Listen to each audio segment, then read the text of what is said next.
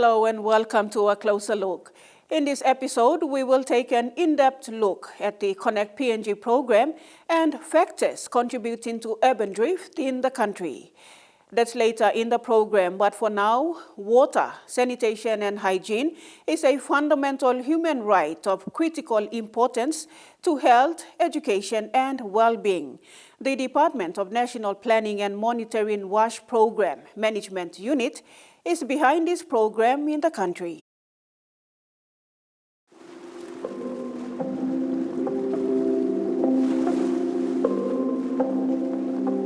Under the PNG Medium-Term Development Plan for 2023 to 2028, WASH services are given prominence under Strategic Priority Area 1 as critical infrastructure.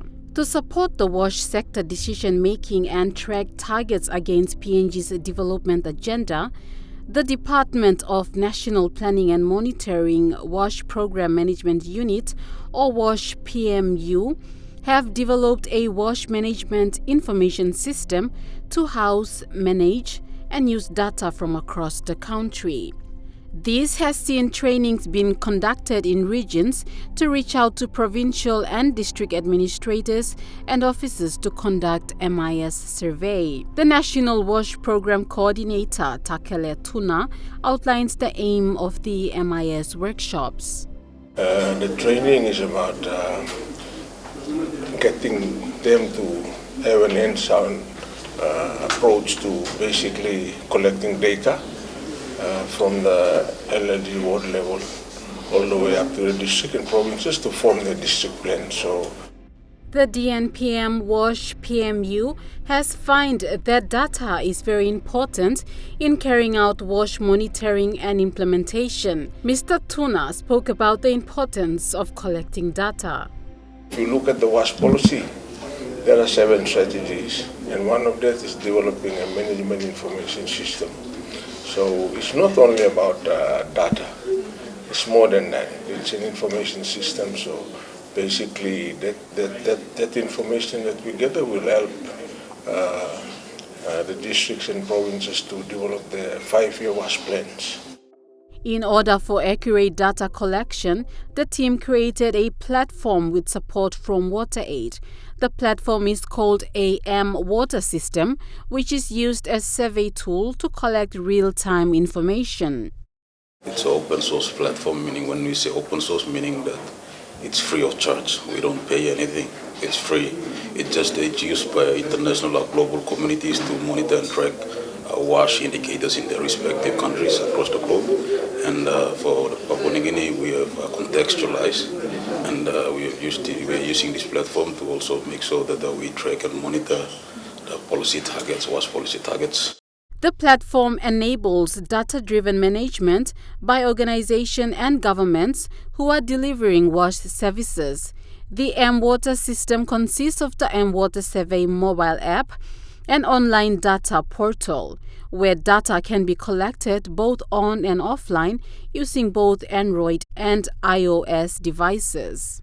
So far, workshops on the MIS M-Water platform have reached the Momase and New Guinea Islands region and recently the southern region. The training aims to enable the provincial and district administrators and officers to use the M-Water platform to conduct surveys. There is still lack of awareness back in the province and districts, and they are not really aware.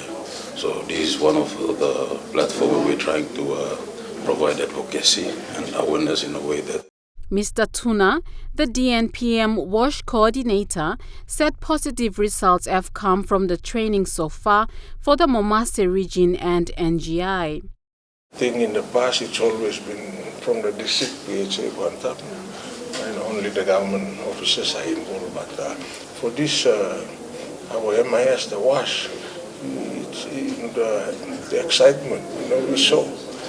People were really, for the first time, they felt that they own it. They want to be part of this. So, in fact, we've probably seen in the papers last week, East New Britain, for example, they formed their committees now.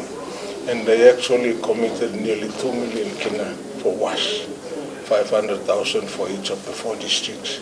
The recent workshop for the Southern Regional Administrators involved 3 days of theory and a practical being conducted in Kuriva Ward 13 in the Vanapa Brown LLG of Hiri Koyari District of Central Province. The practical training saw the officers collecting water survey for the 3 focused areas, which is the community, school and health facility. According to Mr. Kiap, the 3 different surveys should be utilized by DDAs and supporting agencies undertaking service delivery or formulating a 5-year district wash plan. The Southern Regional, Provincial and District Administrators and officers were presented certificates for completing the 4 days of workshop. Most of the officers expressed gratitude toward DNPM and Water Aid for conducting the workshop. They are adamant to start off water surveys in their respective provinces and districts.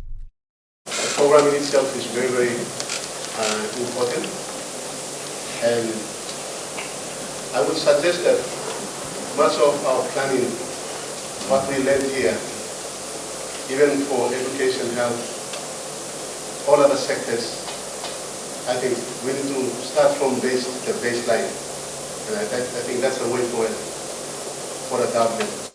Funding has always been a constraint for the DNPM WASH PMU to carry out implementations. According to Mr. Tuna, no specific funding is given to them as the WASH plans are captured in the province and district plans, and it entirely depends on the DDAs to allocate funding for WASH. We don't have a criteria as such for the SIP. It's determined by the districts. So it's really difficult to actually put a figure on how much is allocated for WASH, because they determine their own priorities. So the challenge now lies with the provincial and district administrators to align their province and district plans to WASH policy 2015 to 2030 and allocate budget for WASH. Basically, it's determined by the DDA, at the DDA level. So that's why it's very, very important to get people like our district administrators to come so that they sit on the DDA board, so they can have that influence and influence the open members who are chairmen of the board to put some funding into WASH. Mr. Tuna said DNPM can do its best with policies at the national level, but it is up to the provinces and districts to implement. In order for the country to achieve economic growth, the country needs a healthy population that can contribute meaningfully to the GDP. In the MTDP4 that was launched recently, the government is focusing on the agriculture sector to raise revenue for the country. Almost 80% of PNG's population relies on agriculture and are mostly from the rural areas. These 80% are also exposed to unsafe drinking water, which leads to illness that can lead to unproductivity of goods and services. The DNPM WASH team highlights that this is a big gap to fill in maintaining a healthy country. We will go for a break and be back with more. Stay with us. Welcome back to a closer look. Lack of government services with little to no proper infrastructural developments is a huge factor contributing immensely to people migrating to towns and cities. We now take a closer look at challenges of poverty in some urban centers.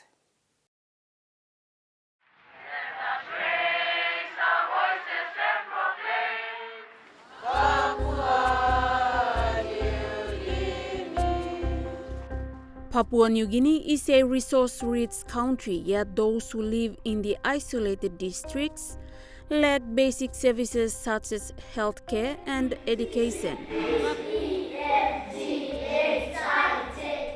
This leads to multiple problems that is forcing more people to migrate to towns and cities.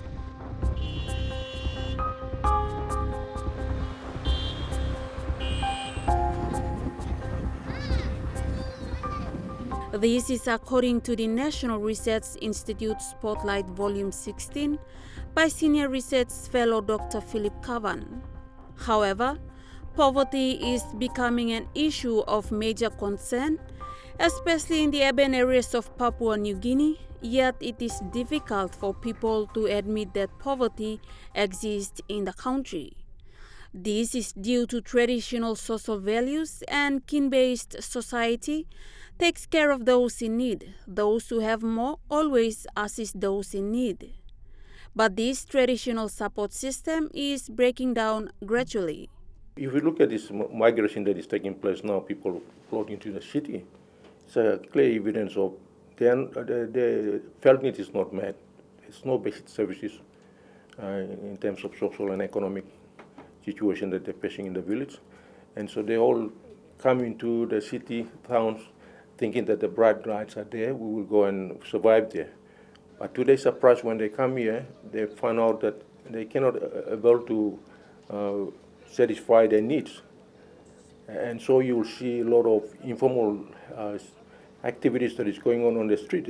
That's just a clear sign of poverty. And they, whether in a legal way or illegal way, they try to do things to survive. And then you can see people begging on the street and people carrying the betel nuts and whatnot. And when the car stops at the traffic light, they try to convince people to buy. They think it's a clear sign of people just want to survive in the city. And so I would say in rural areas, it's not better than like city too. They're also facing that impact of that poverty is also happening there, as I've said earlier on, because there's no kind of basic services down to the rural areas where they can able to have that services there, and that can stop them from coming.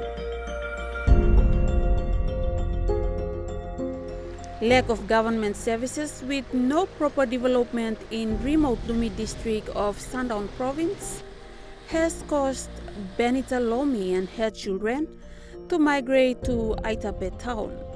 Benita Lomi says education from rural areas suffers from a lack of funding and resources. Where even a school exists, children are still unable to receive a formal education, and that has pushed her to take her children out to settle in the town. All schools so me reside la settlement and me plasta me Catholic table market me walking in the town so misa karimo little something Kamlo puti mantalo table and me. Benita Lomi and her family, who reside at the highest compound in Aitape town, said she normally resell goods from the store at the market just to save up for her kids to attend school. Every day we submit 30, 40 or 20 the kinds of customer and party. All by something, but me working diploma, and me working less than 30, reaching 100, but every day me can reach 120 now, 30 now. According to the government of PNG 2002, a definition of poverty was drafted as lack of access to economic and financial growth opportunities and the inefficient delivery of basic services. A street vendor in Port Moresby for more than 20 years, James Karabai, from Western Province says he sells goods on the street to put food on the table for his family and also to look at other needs like paying school fee for his 2 sons. Me at misa make street market since me is a struggle lo market because lo feeding all family blo me at me papa blo tripla pikinini so misa market go back afternoon misa panilili kai na go back lo house na misa feeding pikinini blo me so me been losing place since 1993 or this kind na me come start lo Port Moresby so me come start lo Port Moresby city struggle me oklo facing lo Moresby side lo walk me no walk so misa market I normally do the street banners. So misa lugi kaikelo disla na misa go back na feeding more family blo me. NRI Senior Research Fellow is urging the government to bring the basic services right into remote areas of their electorates to avoid people migrating into the towns and cities. We have to do more to try to discourage them from coming to the cities or towns by meeting their needs at the rural level. In that way, that will help them to, we can sort of minimize this migration. And really to help with this poverty, people must understand how people see things as their poverty, and then prioritize and try to meet their needs. Chief Censor for Office of Censorship, Jim Abani, also stressed that it is better for the government to provide basic services right into remote areas to avoid people migrating into towns and cities. We need to build up infrastructure and provide services back in the provinces and districts, so that will be the pull factors for them to stay and continue to serve in their provinces or districts. And if there is not much has been done by ourselves as leaders, from the bureaucrat level, then that's how the people are. There's a lot of influx into the cities and towns and causing all sorts of nuisance around. So it's all about developing in the provinces and putting better services and infrastructure at the district level, and so that you can see all the young people are kept there at the bay.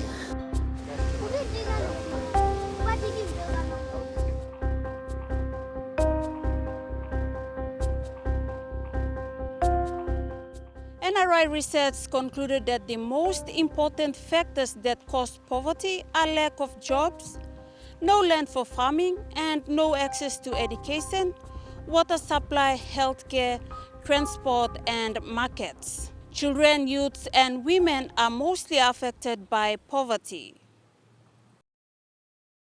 We will go for a break and be back with more on A Closer Look. Do stay with us.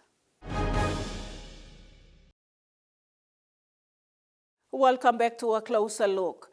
To Connect PNG is to empower ordinary Papua New Guineans for future prosperity. This was the notion highlighted by Prime Minister James Marape, emphasizing on the potential of the Connect PNG program.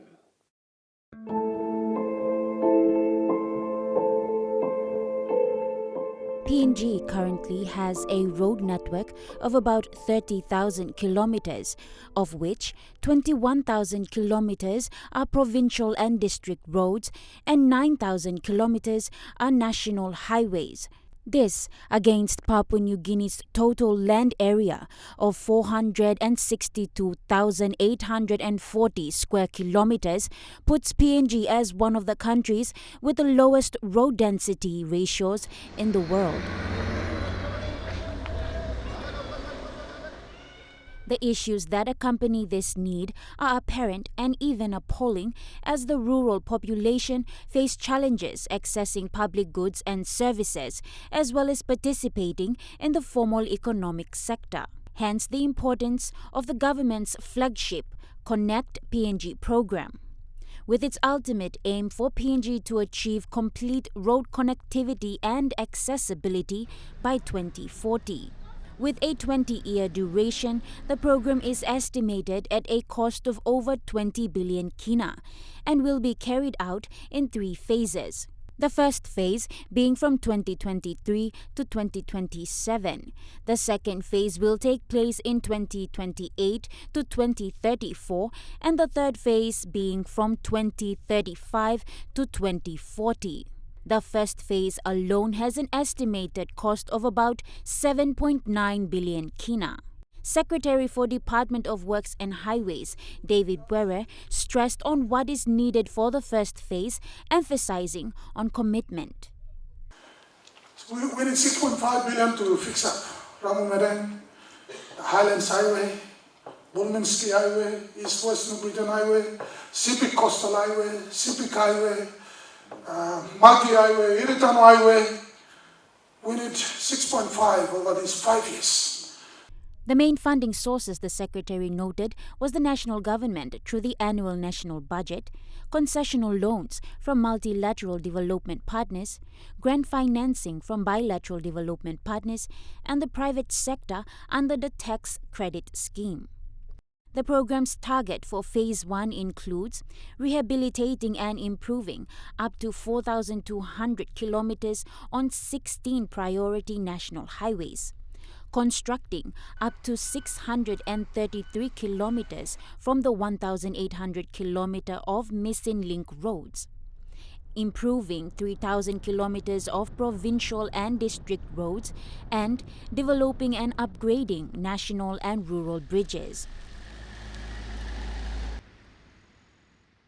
With these considerations, Mr. Were stressed on the importance of having required budget allocations on time for effective work.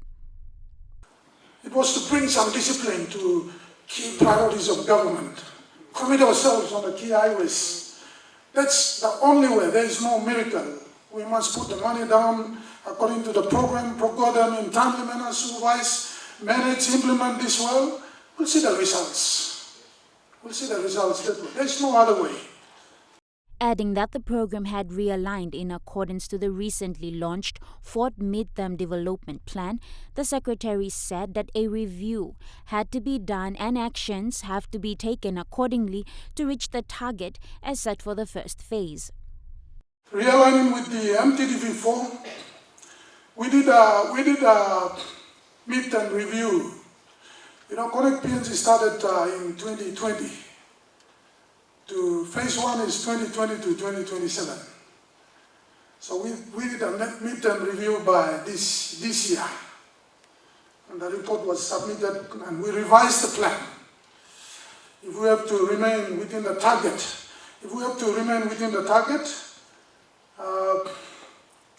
some actions have to be taken, including managing of those issues and challenges confronting the program, limiting, slowing us down. We must fix up those. Current challenges, Mr. Were noted, faced by the program include unilateral budget decisions resulting in underfunding of priorities, inconsistencies, untimeliness and under-warranting of cash flow projections. Unsolicited projects are increasing, overtaking properly planned projects is one issue, and national procurement, commissions, unnecessary involvement and procrastination are to name a few. Noting that a challenge for the program was the alignment of the government agencies to push this program forward as planned, the Deputy Secretary of the Department of National Planning and Monitoring, Roger Kara, made these remarks. In saying this, and which I believe also our ministers and the Prime Minister have been mentioning in a couple of their forums, that the relevant agencies of the government need to align themselves. And this is work still in progress because based on the experience of the last year or so, we at the national government level are still finding it difficult to convince our agencies to align in their planning processes. And I think that is one of the difficulties that we're having and issues. And when it is a call in government, it is a call in government. The G2G elements of working togetherness must ensure that we come together. When agencies who are responsible for this program call up for participation, we need to do that. And I think this is a big issue that has been flagged as well. We need to work together as government agencies to make sure that we are all working in unison in this particular area for this purpose that we are set up to do. A recommendation from the Department of Works and Highways to ensuring delivery of the Connect PNG program was to improve high-level project monitoring and accountability mechanisms. This will in return minimize and even avoid challenges as per mentioned. Prime Minister James Marape outlined that a priority for PNG's 11th Parliament is infrastructure development. Through a parliamentary statement last year, he assured that this government will continue with the building of infrastructural development through the Connect PNG program.